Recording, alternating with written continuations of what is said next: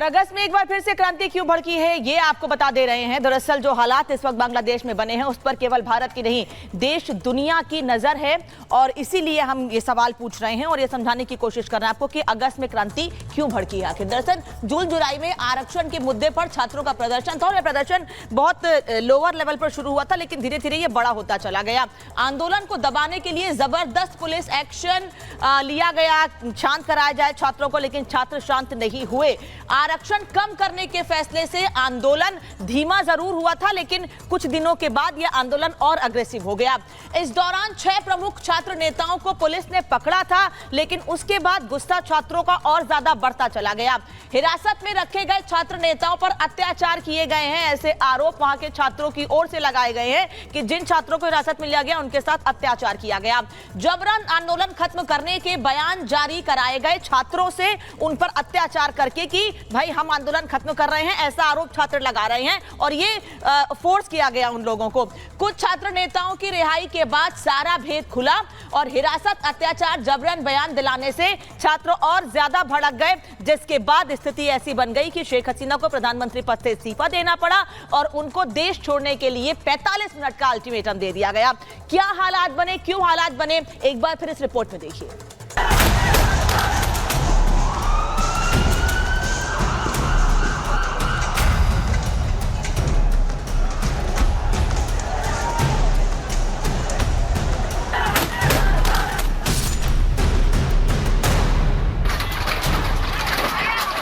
बांग्लादेश के वो 45 मिनट जिसने सियासी तख्ता पलट कर दिया, लेकिन इन 45 मिनट की स्क्रिप्ट बहुत पहले ही लिखी जा चुकी थी और इस पटकथा के लेखक थे कट्टरपंथी। ये वही हैं जिन्होंने मुल्क में बढ़ते हिंसा को मौके के तौर पर लिया, जिसके बाद बांग्लादेश भी पाकिस्तान की राह पर चल पड़ा।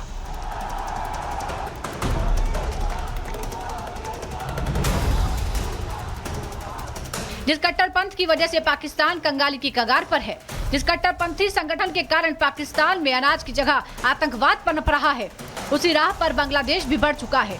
और इसका उदाहरण पिछले कुछ महीनों में सामने आया है, जब बांग्लादेश को आरक्षण के विरोध में हिंसा की आग में झोंक दिया गया। जुलाई में शुरू हुई इस हिंसा में नाम सामने आया पाकिस्तान परस्त जमात इस्लामी पार्टी का। खबरों के मुताबिक इस विरोध प्रदर्शन को विपक्षी बांग्लादेश नेशनलिस्ट पार्टी और जमात इस्लामी का समर्थन हासिल था, जिसके बाद शेख हसीना सरकार ने 1 अगस्त को जमात इस्लामी, इसकी छात्र शाखा और इससे जुड़े अन्य संगठनों पर प्रतिबंध लगा दिया। बैन लगाने का फैसला हसीना की पार्टी आवामी लीग के नेतृत्व वाली 14 पार्टियों के गठबंधन की मीटिंग में लिया गया। इस फैसले के पीछे की वजह आतंक विरोधी कानून के तहत कट्टरपंथी पार्टी पर आंदोलन का फायदा उठाने और लोगों को हिंसा के लिए बरगलाने का आरोप था। और बांग्लादेश की सियासी घटनाक्रम के पीछे इस बैन का गुस्सा भी माना जा रहा है।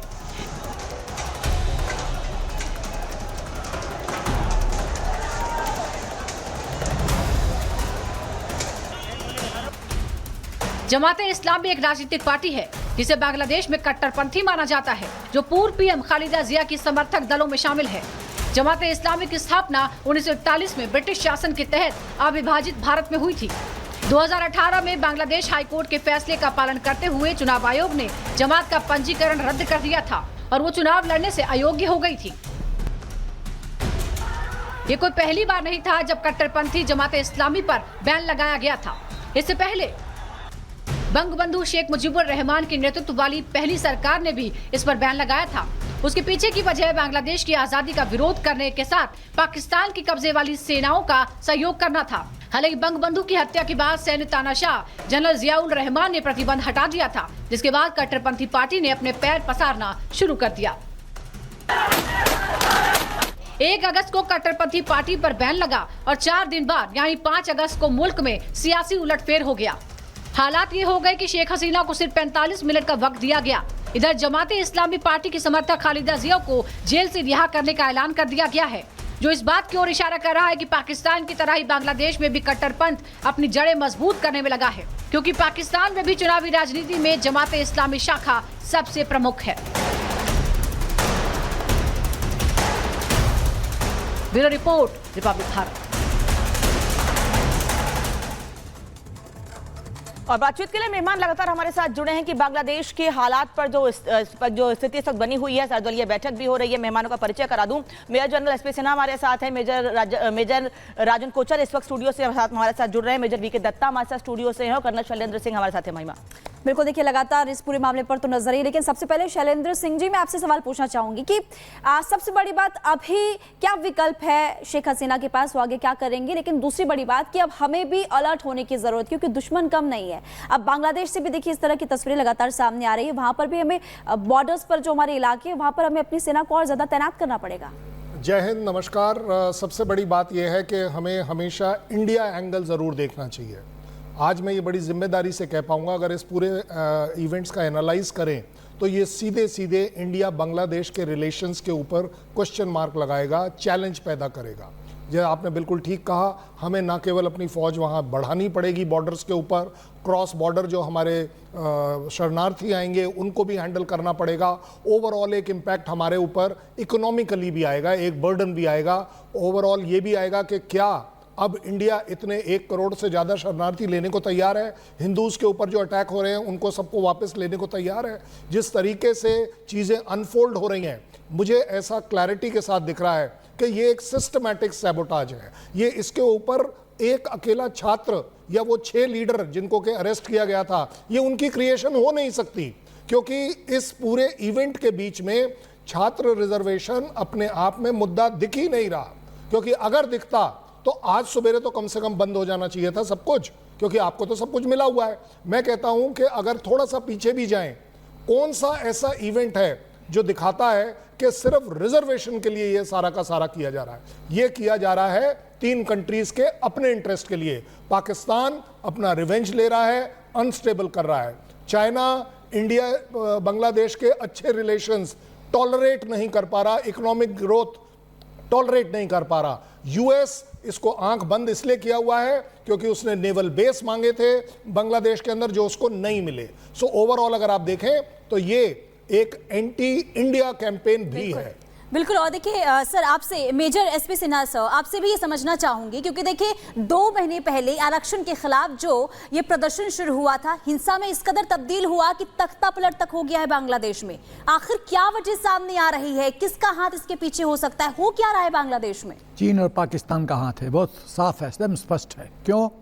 अभी जो लेटेस्ट ट्रिगर था वो था मोंडला जो पोर्ट का डील हुआ है हिंदुस्तान और बांग्लादेश के बीच में, जिससे चीन परेशान है। चीन की जो स्ट्रैटजी रही, ग्रैंड स्ट्रैटजी रही है, स्ट्रिंग ऑफ पर्ल्स, चाहे ग्वाडर पोर्ट हो, हरबनतोता हो, ये अपना चिटागोंग पोर्ट हो, चारों तरफ से हिंदुस्तान को घेरो, और उस चक्रव्यूह को मौजूदा सरकार तोड़ती गई है। और मंडला पोर्ट वाला जो डील है वो तो क्लिंचर था, तो ये मतलब बहुत ही इंपॉर्टेंट डील रहा है। तो इसको मकसद क्या है? मेन मकसद कि हिंदुस्तान का प्रभाव, हिंदुस्तान की मैत्री बांग्लादेश में कमज़ोर करो। आप ये मत भूलिए कि 71 वॉर के बाद पाकिस्तान ने कसम खाया है कि हम 71 बांग्लादेश का जो विभाजन हुआ उसका हम बदला लेंगे, और वो इस प्रयत्न से कभी वो छोड़ेगा नहीं। कोटा में जो उसके ऑफिसर जाते हैं उनको शपथ दिलाया जाता है कि हम लोग 71 वॉर का रिवेंज लेंगे। तो ये पूरा, उसके बाद चीन तो परेशान है ही। मौजूदा सरकार के आने से जिस तरह से हिंदुस्तान का आर्थिक विकास हो रहा है, चीन के लिए परेशानी का सबब है।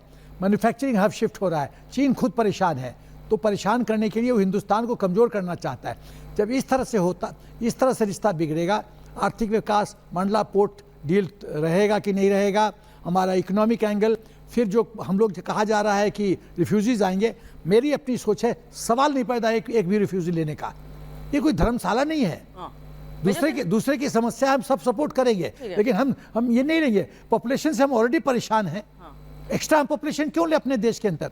ठीक है मेजर कोचर, एक चीज समझना चाहूंगी आपसे। हमने पिछले दिनों एक तस्वीर देखी थी कि शेख हसीना चाइना गई थी, तो बहुत लंबी मुलाकात उनकी वहां के राष्ट्राध्यक्ष के साथ नहीं हुई थी। तभी से ये कहा गया था कि शायद रिश्ते उतने अच्छे नहीं हैं, और हमने देखा है पाकिस्तान में हालात खराब हुए, श्रीलंका में हालात खराब हुए, तब सीधे सीधे चीन पर ही आरोप लगे, और ये सब जानते हैं कि चीन का कदम क्या है और उसकी नीति क्या है चीन की।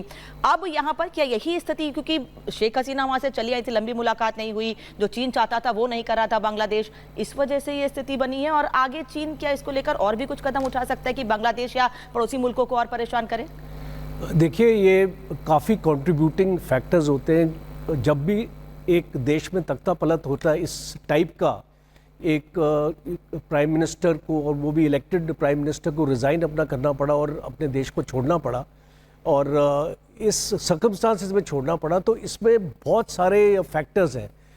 सबसे पहले है इंटरनल फैक्टर की बात करेंगे, उसके बाद मैं एक्सटर्नल में आऊँगा। जो इंटरनल फैक्टर्स हैं बांग्लादेश के, आपको पीछे जाना पड़ेगा, इलेक्शन तक जाना पड़ेगा। क्या बांग्लादेश में फ्री और फेयर इलेक्शंस हुए थे?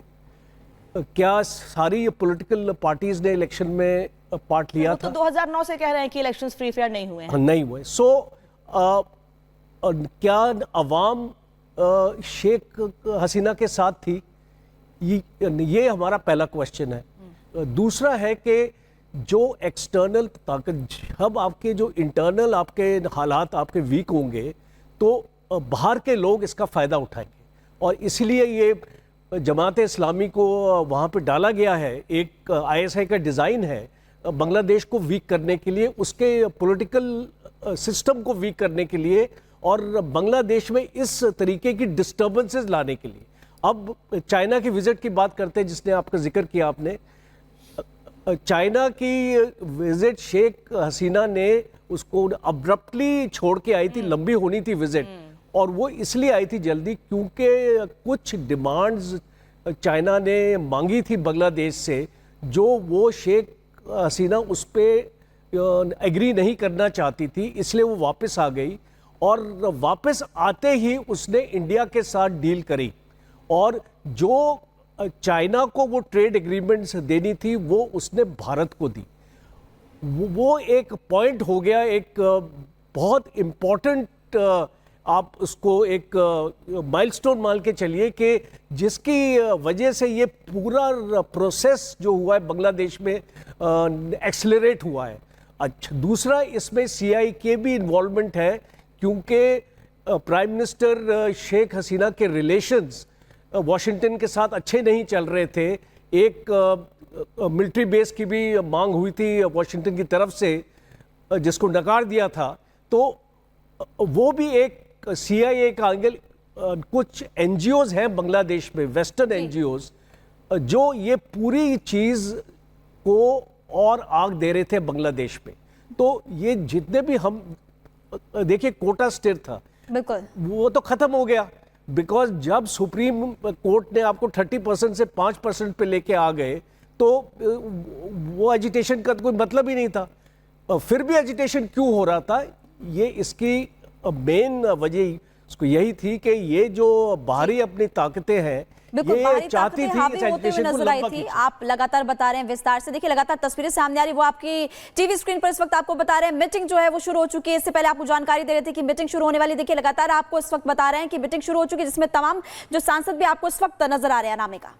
तो सर्वदलीय बैठक ये हो रही है, गृह मंत्री अमित शाह इसमें मौजूद हैं, और मेजर दत्ता, मैं इस तस्वीर पर आपसे कुछ रिएक्शन चाहूंगी। आप बताइए कि भारत को कितना अलर्ट होने की जरूरत है, और इस बैठक से कोई कंक्लूजन निकलेगा क्या, आपको लगता है? क्योंकि राहुल गांधी का भी स्टैंड ठीक ठाक रहा है इसके